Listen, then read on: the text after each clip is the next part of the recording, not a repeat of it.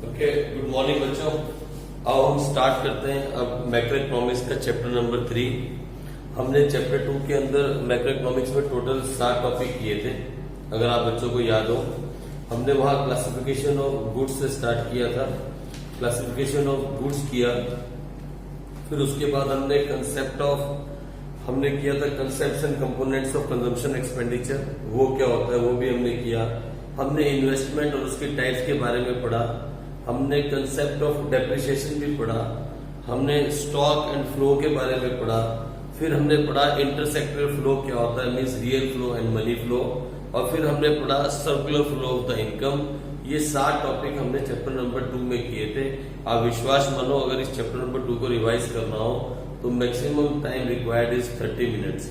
आप 30 मिनट के अंदर दिल से बैठो तो इस चैप्टर को अच्छे से रिवाइज कर सकते हो, अगर आपने सभी वीडियोस देखे हैं तो। अगर आप बुक को उठा के बैठोगे, रेक्टिफिकेशन करने बैठोगे, तो विश्वास मानना महीने में भी सेकंड चैप्टर नहीं होगा, नहीं हो पाएगा आपसे। बहुत कुछ है किताबों में यहाँ वहां की बातें जो आपको नहीं चाहिए। मैंने बिल्कुल समराइज तरीके से और बहुत अच्छे तरीके से, जितना आपको लिखना है एग्जाम में उतना मैंने आपको लिखवा दिया, उससे ज्यादा लिखने की जरूरत आपको नहीं पड़ेगी। आओ चैप्टर नंबर 3 की तरफ चले। आज हम सिर्फ इसके 1 या 2 टॉपिक हम करने की कोशिश करेंगे। इस चैप्टर में टोटल 9 टॉपिक हैं। इस चैप्टर में टोटल 9 टॉपिक हैं और चैप्टर का नाम है national income and related aggregates. ठीक है जी, ये चैप्टर का नाम है national income and related aggregates. Sir national income क्या होती है? मैंने आपसे कितनी बार कहा, अभी मुझसे मत पूछो नेशनल इनकम क्या होती है। मैं चाहता हूं कि आप खुद इसका आंसर दे दो, what is the concept of national income. लेकिन सुनो मेरी बात, आपकी किताब के अंदर चैप्टर के ओपन करते ही सबसे पहले दिया है कंसेप्ट ऑफ नेशनल इनकम। मैं वो आपको शुरू में नहीं सिखाना चाहता, क्योंकि नेशनल इनकम में यूज होने वाले वर्ड्स जो उसकी डेफिनेशन में यूज होंगे, पहले वो वर्ड्स आपको ठीक तरह से पता होने चाहिए। आ जाओ फटाफट जल्दी से। तो पहला जो हमारा टॉपिक है वो है concept of factor income and transfer income. Factor income तो आप समझ गए होंगे, मतलब जब हाउस होल्ड होता है वो सर्विस प्रोवाइड करता है, सर्विस रेंडर करता है प्रोडक्शन सेक्टर को, और प्रोडक्शन सेक्टर उसे उसके बदले में पेमेंट करता है। जैसे कंपनसेशन ऑफ एम्प्लॉइज, जैसे मतलब wages, salaries and all that, जैसे रेंट, जैसे इंटरेस्ट ऑन कैपिटल, जैसे प्रॉफिट टू एंटरप्रेन्योर। ये सब चीजें कहां से निकलती हैं? हाउस होल्ड से निकलती है। उनकी पेमेंट कौन करता है? प्रोडक्शन यूनिट पेमेंट करती है, और पैसा किसको मिल जाता है बाद में? हाउस होल्ड को। That is the factor income for household. मतलब जिसके लिए आपने कुछ प्रोडक्शन एक्टिविटी की है, you have rendered service to someone and someone has paid you, that is factor income. अगर मैं आपको पढ़ा रहा हूं और आप मुझे सामने से फीस दे रहे हो, that is the factor income. The income I am generating is a factor income. आप समझे? लेकिन अगर आप मुझे गिफ्ट दे दो या मैं आपको गिफ्ट दे दूं, तो फिर वो ट्रांसफर इनकम हो जाएगी। हम इस कंसेप्ट को पढ़ेंगे, सिंपल कंसेप्ट है। हम इस चीज को पहले पढ़ेंगे, the concept of factor income and transfer income.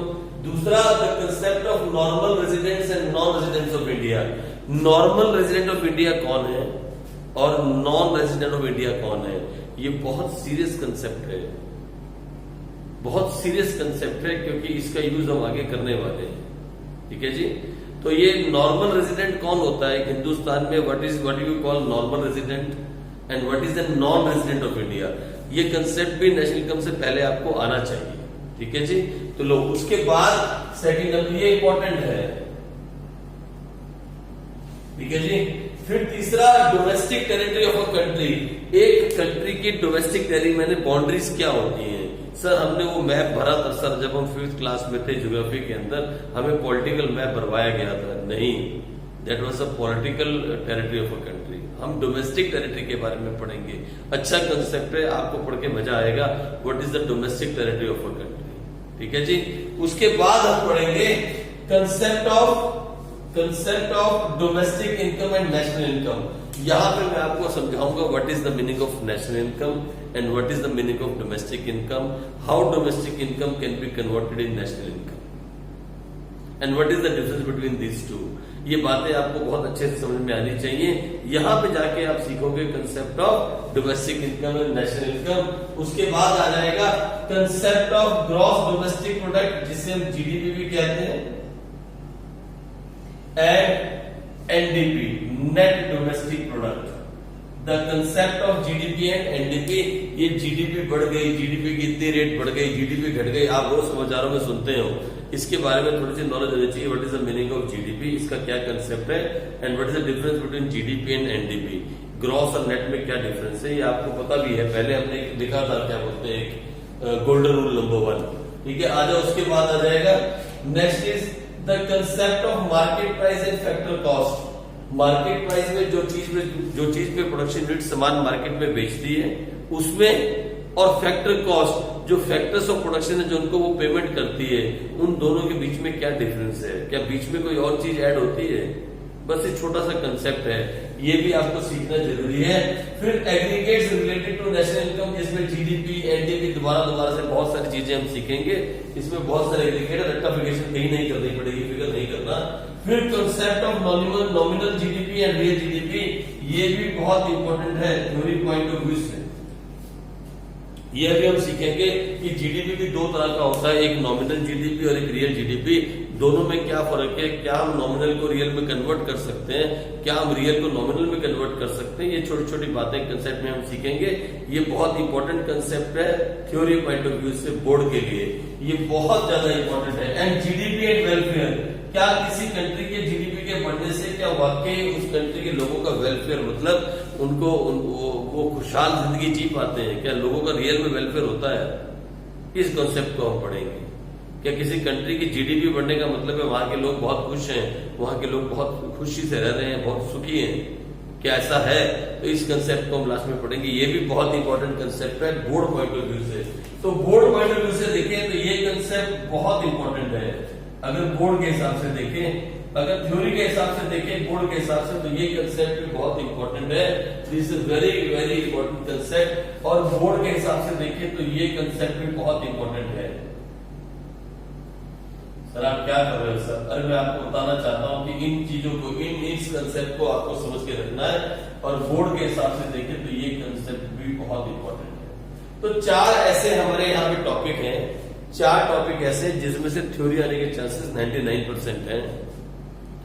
इस टोटल जो भी टोटल आप तक अभी तक आपने पढ़ा, फर्स्ट चैप्टर का फर्स्ट टॉपिक, फिर second topic difference between micro economics and macro economics, उसके बाद फिर पूरे के पूरे 7 टॉपिक, ठीक है। और अब ये 9 टॉपिक। तो पहले चैप्टर में कितने टॉपिक थे? पहले चैप्टर में थे 4 टॉपिक। फर्स्ट चैप्टर में कितने थे सर? 4 टॉपिक। सेकंड चैप्टर में कितने थे सर? 7 टॉपिक। और तीसरे चैप्टर में कितने हैं सर? 9 टॉपिक। तो 9 और 7 कितना हो गया? 16 और 4 20। इस 20 टॉपिक को पूरा करने के बाद you will be completing 4 marks. ये 12th क्लास की स्टडी है, यहाँ फ्री फंड के नंबर नहीं मिलते और 100 मार्क्स आते हैं इकोनॉमिक्स में। लेकिन इस तरीके से टॉपिक वाइज कोई स्टडी नहीं करवाता। I can give you guarantee of that. आप जाओ मार्केट में कहीं भी सर्च करो, थोड़ा सा टाइम लगेगा। क्या? अरे स्कूलों में सिलेबस खत्म करवा दिया। एक स्कूल ऐसा है जिस मुझे बच्चे ने बताया कि दोनों बुक्स खत्म करवा दी। नॉनसेंस है वो टीचर जो ये इस तरीके से पढ़ा रहा है। He is a nonsense teacher जो इस तरीके से बच्चों को पढ़ा रहा है कि जुलाई से पहले सारा सिलेबस खत्म करवा दे। किस लिए? किसको, कितनों को समझ आया? क्लास में अगर 60 बच्चे बैठे तो एक को भी समझ नहीं आया होगा। I can give you guarantee. और वो भी जो एक को समझ आएगा वो कहीं और ट्यूशन पढ़ रहा होगा। टीचिंग प्रोफेशन को इतना ज्यादा लोगों ने गलत बना दिया, इतना ज्यादा गलत काम करना स्टार्ट कर दिया बच्चों के साथ। अब विश्वास मानो बहुत गलत हो रहा है मार्केट। मैं बहुत नॉमिनल फीस में बच्चों को पढ़ा रहा हूं, बहुत ज्यादा नॉमिनल फीस में बच्चों को पढ़ाता हूं, लेकिन लोगों ने टीचिंग को एक बिजनेस बना के रख दिया। ऐसा नहीं है। अरे सामने वाले को समझ नहीं आया तो फिर तुम्हारे पढ़ाने का फायदा नहीं हुआ। मैं तो साफ साफ बच्चों को बोलता हूं, अगर मेरा पढ़ाया समझ ना आए, ग्रुप को छोड़ो, डिसलाइक करो, अनसब्सक्राइब करो और चले जाओ, कोई प्रॉब्लम नहीं है। और अगर समझ आए तो फिर दोस्तों को बताओ, फिर चुप मत बैठो, फिर शोर डालो। फिर तुम्हें शोर डालना चाहिए अगर समझ में आ रहा है तो। नहीं समझ में आ रहा तो मुंह बंद करो और चले जाओ। मैं थोड़ी तुमसे पूछने वाला हूं क्यों चले गए तुम। ये कोई जरूरी थोड़ी मैं पढ़ाऊं सबके सब बच्चों को समझ आ जाए। लेकिन परसेंटेज हाई होनी चाहिए। अगर आप 100 बच्चों को पढ़ा रहे हैं तो कम से कम 75 से 80% बच्चों को बात समझ में आनी चाहिए। लेकिन स्कूल में सिर्फ 100 में से 2 बच्चों को बात समझ में आ रही है, और वो 2 भी कहीं ना कहीं और पढ़ रहे हैं। सिलेबस खत्म करवा दिया इकोनॉमिक्स का। क्या नॉनसेंस टीचर हो चुके हैं आजकल। चलो छोड़ो, ये हमारा मुद्दा नहीं है, हम बात पे आते हैं। तो ये टोटल 9 टॉपिक हैं। These are the total 9 topics we have to cover. ठीक है, और 9 में से 4 बहुत इंपॉर्टेंट है। आज हम स्टार्ट करते हैं पहले टॉपिक से। सबसे पहला टॉपिक है concept of factor income and transfer income. मैं इसके बीच में डिफरेंस लिखवा देता हूं और उसके बाद इस टॉपिक को खत्म करूं। और दूसरा, the concept of normal resident and non residents of India, ये क्या होता है। बस इसके बीच में भी मैं आपको थोड़ा सा समझा के मैं डिफरेंस लिखवा दूंगा। सर ये इसकी जरूरत कहां पड़ेगी? बेटे इसकी जरूरत तब पड़ेगी जब आपको कभी नेशनल इनकम की क्वेश्चन सॉल्व करने को आएंगे, आगे जब हम चलेंगे अगले चैप्टर में, जहां 6 मार्क्स का प्रैक्टिकल क्वेश्चन बनेगा। ठीक है, इसलिए थ्योरी को पढ़ना जरूरी है। और कभी कभी पेपर में भी आ जाता है the difference between normal resident and non resident. इन दोनों के बीच में normal resident and non resident of India, NRI। ठीक है जी, चलो तो हम शुरू करेंगे। आगे नोट कर लो, फिर हम आगे बढ़ते हैं।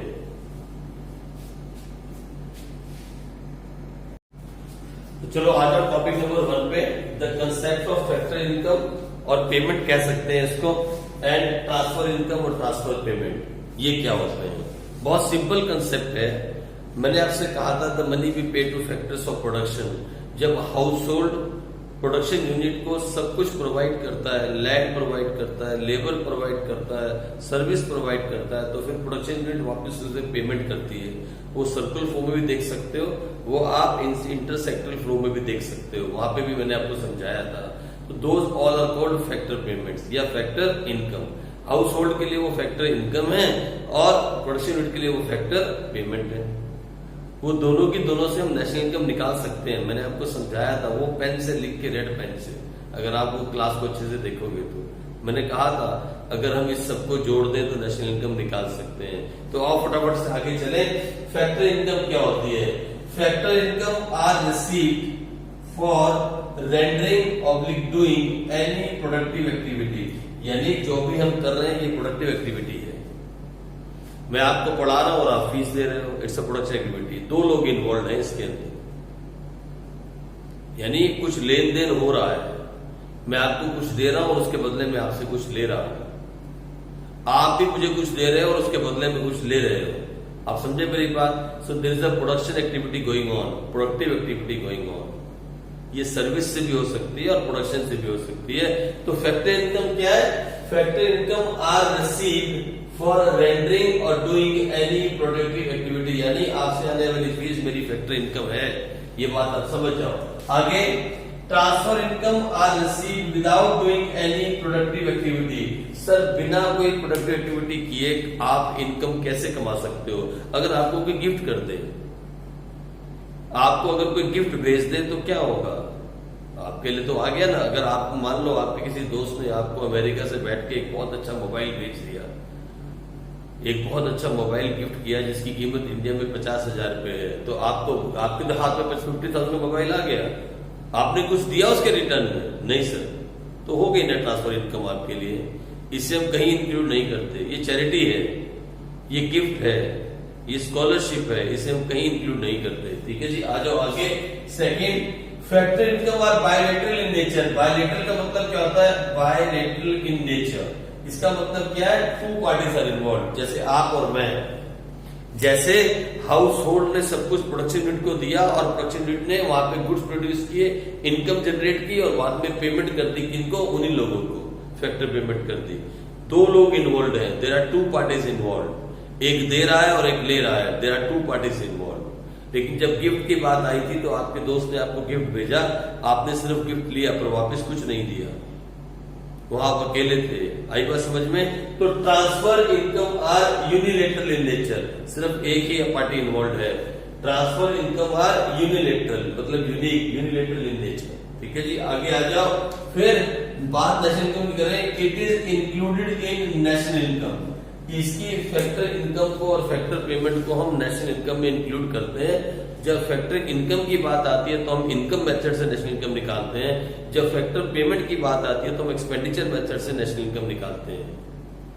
याद करो, मैंने कहा था 3 method, value added method, income method and expenditure method.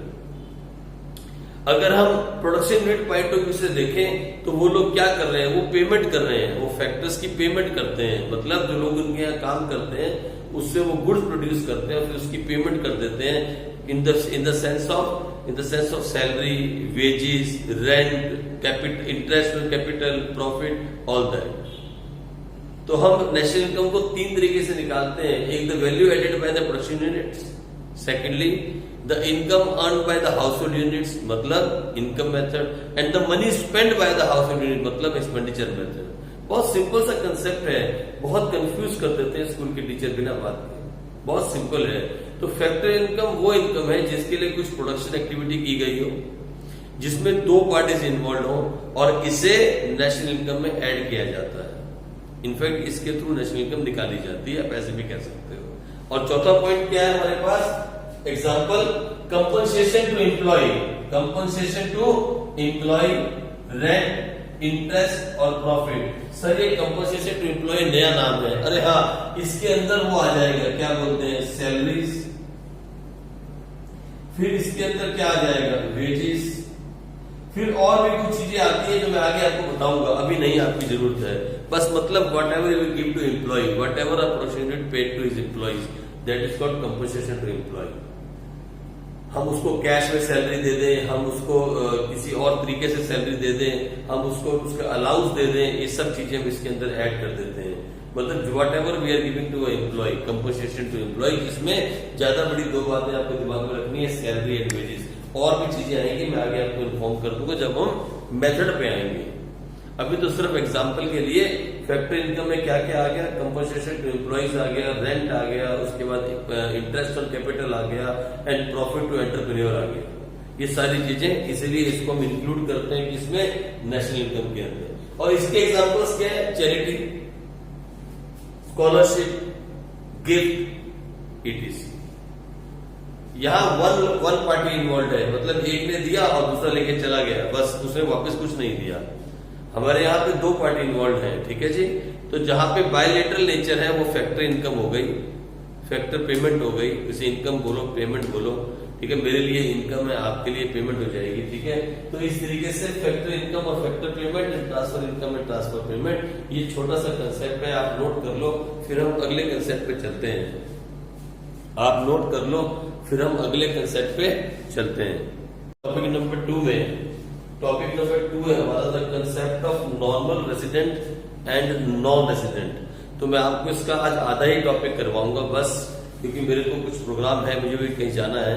तो लोग फटाफट से देखें, what is the normal resident of a country. ये सब कुछ जो मैंने लिखा है इसको पहले भूल जाओ, आप पहले ये देखो, मैं आपको समझाता हूं नॉर्मल रेसिडेंट होता क्या है। कोई भी ऐसा आदमी जो एक देश में 1 साल से ऊपर रह रहा है, कोई भी, सर हम तो यहाँ पे 25 साल से रह रहे हैं, हम तो यहाँ 18 साल से रह रहे हैं, मेरे डैडी तो यहाँ 40 साल से रह रहे हैं, you all are normal resident. एक कंडीशन आपने फुलफिल कर दी। 2 कंडीशंस हैं, 2। कोई भी इंसान, कोई भी आदमी अगर किसी देश में 1 साल से ऊपर रह रहा है, पहली कंडीशन, और दूसरी, वो वहीं पे कमाता है, वहीं पे खाता है और वहीं पे बचाता है, means the production, consumption and investment activity जो है उसी देश में कर रहा है जहां वो रह रहा है, तो वो नॉर्मल रेसिडेंट होगा। मुझे बताओ ना, आप लोग जो कमाते हो, जो उसमें से कुछ खर्च कर देते हो, कुछ इन्वेस्ट कर देते हो, वो सब इंडिया में तो है। हाँ सर, हाँ यहीं पे है, तो you are a normal resident, you are a normal resident of a country. I am also a normal resident of a country. वो बात अलग है कि मुझे, मेरे पास सिटीजनशिप युगांडा की है, I am an Ugandan citizen, but right now I am staying here from last 3 years, almost 3 years, yeah. So I am a normal resident of this country. I am doing all my activities of production, of consumption, of saving within this country. So I am a normal resident of this country. अरे कोई American अगर हिंदुस्तान में आके रहे, अगर 1 साल से ज्यादा रह जाए, 1 साल से ज्यादा रह जाए, तो उसे हम क्या बोलेंगे? Normal resident. लेकिन दूसरी कंडीशन भी है, कौन सी? वो यहीं पे खाए, यहीं पे कमाए और यहीं पे इन्वेस्ट करे, तो वो क्या माना जाएगा? Normal resident. तो किसी भी इंसान के लिए नॉर्मल रेसिडेंट होने के लिए 2 शर्तें हैं। There are 2 conditions. एक, he is staying in the country for more than a year. Secondly, he is doing all the economic activities within that country. तो 2 शर्तें हो गई, 2 शर्तें। अब पढ़ लेते हैं, कितना सिंपल है। देखो ये देखो, normal resident. A normal resident is said to be a person, ये एक आदमी भी हो सकता है, firm, company, organization who ordinarily resides in a country. Ordinary means normally. Ordinary से बोलना ordinarily. Who ordinarily resides in a country and whose center of economic interest lies in that country. Center of economic interest का मतलब है production, consumption and investment, यानी spending, यानी यहां देखो production का मतलब हो गया अर्निंग, स्पेंडिंग और एक्यूमुलेशन, सेविंग, आप ऐसे भी कह सकते हो। तो एक ऐसा आदमी या ऐसी कंपनी या ऐसी फर्म या ऐसी ऑर्गेनाइजेशन जो हिंदुस्तान के अंदर 1 साल से ज्यादा से रह रहा है, वो उस देश का नॉर्मल रेसिडेंट है, अगर वो दूसरी कंडीशन भी फुलफिल करते हैं। वो कौन सी? The centre of economic interest the same country. Simple सी बात है, 2 कंडीशंस हैं। कोई भी कंपनी हो, पर्सन हो, फर्म हो, पहली condition ordinarily resides in the country, मतलब 1 साल से ज्यादा भी रहे, और दूसरी condition centre of economic interest in that country. Simple है। तो सर ऑर्डिनरली रिसाइड्स का मतलब क्या होता है? सिंपल, द रेजिडेंट लिव्स और is located with in the domestic territory and his stay in the country should be more than a year, 1 साल से ज्यादा।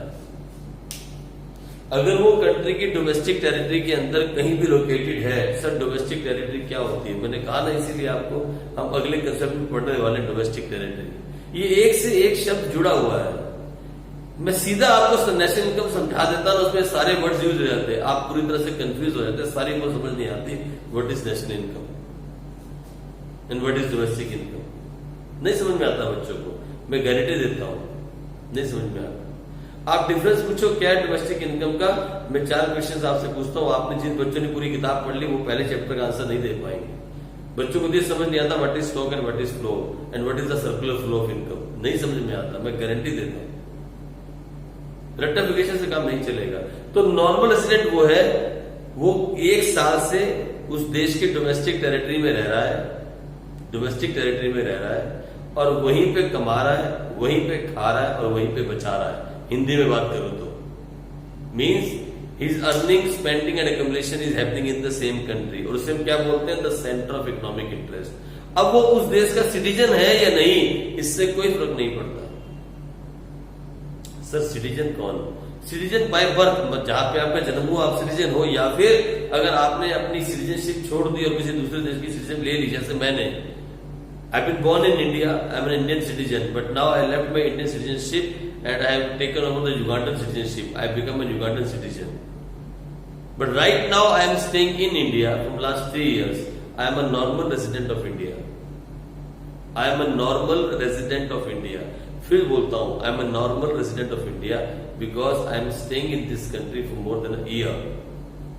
तो कोई भी ऐसा इंसान जो किसी कंट्री में, किसी कंट्री की डोमेस्टिक टेरिटरी में 1 साल से ज्यादा रहे और जिसका सेंटर ऑफ इकोनॉमिक इंटरेस्ट भी उसी कंट्री में हो, वो उस कंट्री का नॉर्मल रेजिडेंट है। आओ देखें तो क्या बोलता है? Centre of economic interest. Economic interest का मतलब क्या है? The person carries out basic economic activities of production, consumption and investment. इसे आप ऐसे भी कह सकते हो, अगर याद करने के लिए, अर्निंग, स्पेंडिंग and accumulation, मतलब saving from that location means in that country। अगर सेम कंट्री के अंदर वो ये तीनों एक्टिविटीज कर रहा है तो उसका मतलब है his center of economic interest is also lies in that country। फिर एक बार पढ़ लेते हैं। A normal resident is said to be a person, firm, company, organization who ordinarily resides in a country and whose center of economic interest lies in that country। दोनों condition आ गई। What is ordinarily resides? The resident lives or is located within the domestic territory and his stay in the country should be more than a year. This person may or may not be a citizen of that country. एक American का हिंदुस्तान में आके रहना वो उसका normal residence बन जाएगा अगर वो 1 साल से ज्यादा रह रहा है और उसका सेंटर ऑफ इकोनॉमिक इंटरेस्ट अगर इंडिया में ही है, चाहे वो सिटीजन अमेरिका का है. His citizenship is of American. He is an American citizen, but he is staying in India for more than a year, and his economic interest lies in India. He will become a normal resident of India. मैं NRI नहीं कह रहा हूं, non resident नहीं कह रहा हूं, बार बार बोलता हूं नॉर्मल रेजिडेंट ऑफ इंडिया. पर यहां कुछ लोग ऐसे हैं, कुछ फर्म्स ऐसी हैं जिन्हें हम नॉर्मल रेजिडेंट नहीं मानते, जो इंडिया में कई सालों से हैं. कुछ ऑर्गेनाइजेशंस ऐसी हैं, तो उसके बारे में हम आगे इसको कंटिन्यू करेंगे और कल हम इस टॉपिक को खत्म करते हुए हम डोमेस्टिक टेरिटरी के टॉपिक को भी आगे बढ़ाएंगे. आज के लिए बस इतना ही. आप इसको रिवाइज करो, साथ साथ इस चैप्टर में चलते रहोगे तो बहुत अच्छा लगेगा, बहुत अच्छे से समझ में आएगा. ठीक है जी, आगे बढ़ेंगे कल इससे. तब तक के लिए बाय बच्चों.